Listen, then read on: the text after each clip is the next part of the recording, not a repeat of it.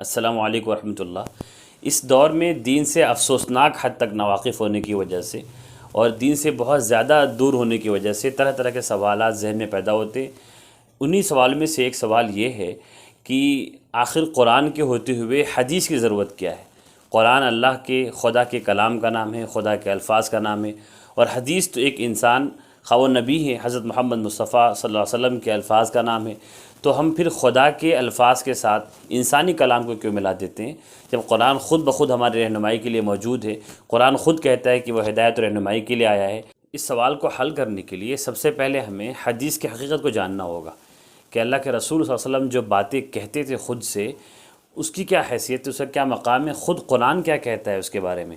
قرآن نے فرمایا، سورہ نجم میں اللہ فرماتا ہے کہ وَمَا يَنْطِقُ عَنِ الْهَوَىٰ إِنْ هُوَ إِلَّا وَحْيٌ يُوحَىٰ، کہ اللہ کے نبی صلی اللہ علیہ وسلم جو کچھ بولتے ہیں اپنے من سے نہیں بولتے، وہ وحی کی ترجمانی کر رہے ہوتے ہیں، وہ بات کہہ رہے ہوتے ہیں جو اللہ کی طرف سے ان کے دل میں ڈالی جاتی ہے۔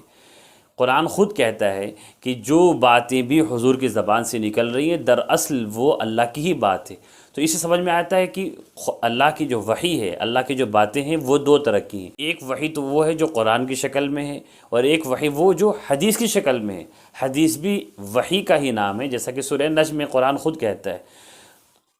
قرآن وہ وحی ہے جس میں الفاظ بھی اللہ کی طرف سے ہیں، باتیں بھی اللہ کی ہیں، اور حدیث اس وحی کا نام ہے جس میں باتیں تو اللہ کی ہیں لیکن الفاظ کا انتخاب، الفاظ کا سلیکشن یہ حضور کی طرف سے ہوا ہے۔ جیسے کوئی بات حضور کے دل میں ڈال دی گئی اور حضور نے اپنے الفاظ میں اس کو بیان کیا، تو دونوں ہی وحی ہیں، دونوں ہی اللہ کی باتیں ہیں۔ اللہ کے رسول جو کچھ کہتے ہیں، جو کچھ کرتے ہیں، ان کی پیروی کرنا، ان کو فالو کرنا، یہ قرآن کہتا ہے۔ خود قرآن نے یہ کہا سورہ حشر میں کہ ما آتاکم الرسول فخذوہ وما نہاکم عنہ فانتہوا، کہ جو کچھ اللہ کے رسول تمہیں دیں اسے لے لو، جو کچھ پیغام تمہیں فراہم کریں اسے قبول کرو، اور جس بات سے وہ روکیں اس سے رک جاؤ۔ قرآن نے کہا سورہ آل عمران میں قل اطیعوا اللہ والرسول، کہ تم لوگ اللہ اور اس کے رسول کو فالو کرو۔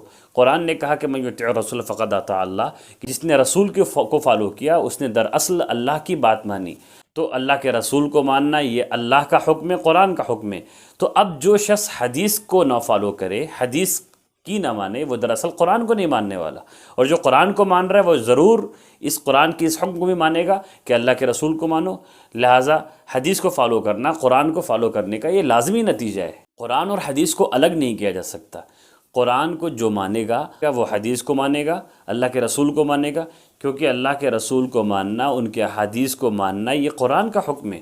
اگر حدیثوں کو رد کر دیا جائے تو دراصل یہ قرآن کا انکار ہوگا، بلکہ اللہ کے رسول صلی اللہ علیہ وسلم کی پوری شخصیت، ان کی پوری پرسنالٹی، یہ قرآن کہتا ہے کہ سارے مسلمانوں کے لیے آئیڈیل ہے۔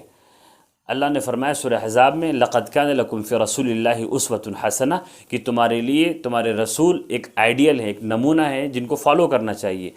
اب اگر حدیث کو چھوڑ دیا جائے اور قرآن کو مانا جائے تو دراصل یہ قرآن کا ہی انکار ہوگا، قرآن کا ہی چھوڑنا ہوگا۔ دوسری بات، بلکہ بہت سی مرتبہ قرآن پاک حدیث کے بغیر سمجھا نہیں جا سکتا۔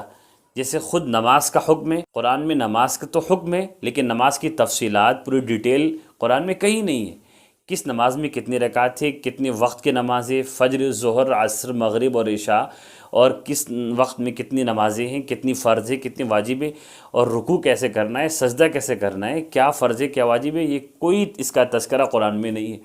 قرآن میں نماز کا حکم ہے اور نماز کی تشریح، اس کی پوری ڈیٹیلز یہ حدیث میں موجود ہے۔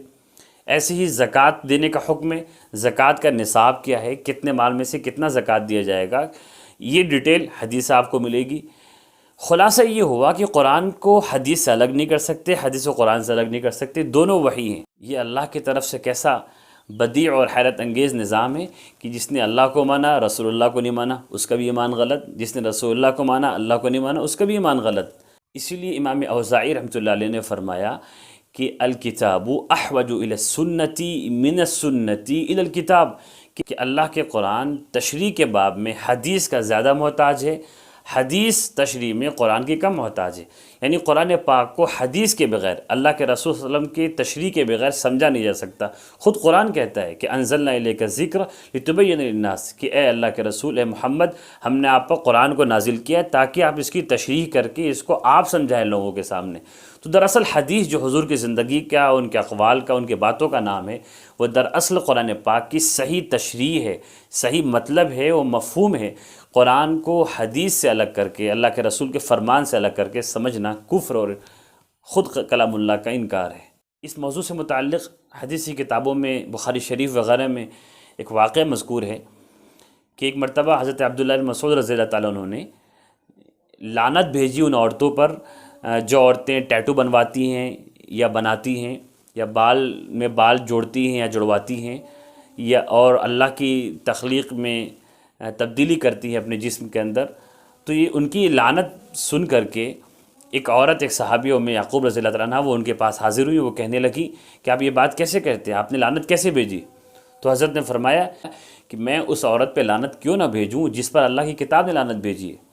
تو وہ کہنے لگی کہ میں نے قرآن پاک پورا پڑھا ہوا ہے، میں نے کہیں لعنت نہیں دیکھی کہ ایسی سی عورتوں پر اللہ کی لعنت ہو۔ انہوں نے کہا کہ تم نے یہ پڑھا ہے کہ ما آتاکم الرسول فخذوہ وما نہاکم عنہ فانتہوا، یہ قرآن میں پڑھا ہے کہ جو کچھ اللہ کے رسول کہیں اس پہ عمل کرو، جو جس سے روکے اس سے رک جاؤ۔ تو انہوں نے کہا ہاں یہ پڑھا ہے۔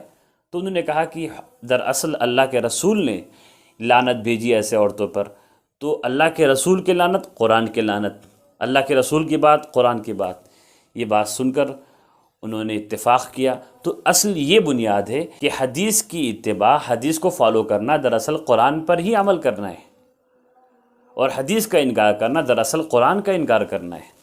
امید ہے کہ اگر آپ کے ذہن میں یہ شبہ رہا ہوگا تو وہ دور ہوا ہوگا۔